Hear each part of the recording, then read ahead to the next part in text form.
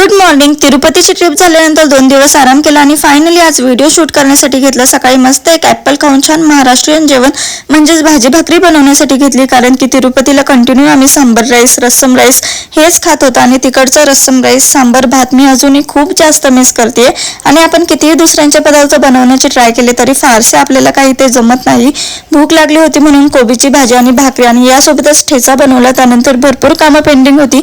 महत्त्वाचं म्हणजे कपड्यांचा पसारा आवरायचा होता. अर्धे कपडे देखील वॉश करायचे होते, सो ते आवरून घेतलं. देन 5-6 दिवस घरी कोणी नसल्यामुळे पक्ष्यांनी देखील गॅलरीमध्ये खूप घाण केली होती, त्यामुळे गॅलरी क्लीन केली. संध्याकाळी मार्केटमध्ये जाण्यासाठी निघालो आणि नवीन काही आणलं तरी शिवायला ते लगेचच घालायचं असतं. आज खूप दिवसानंतर भरपूर सारे फिश मी आणले होते. जवळजवळ 3-4 महिन्यातून मी नॉनव्हेज बनवत होते आणि नॉनव्हेजमध्ये सी फूड मला खूप जास्त आवडतात. देन प्रॉन्सचे अगदी सिंपल कांदा टोमॅटो टाकून बेसिक मसाले टाकून इथे मला रस्सा बनवायचा होता, सो तो बनवला. बाकीचे फिश फ्राय केले आणि संध्याकाळी छान असं जेवण करून दिवसाचा शेवट केला. तर चला बाय.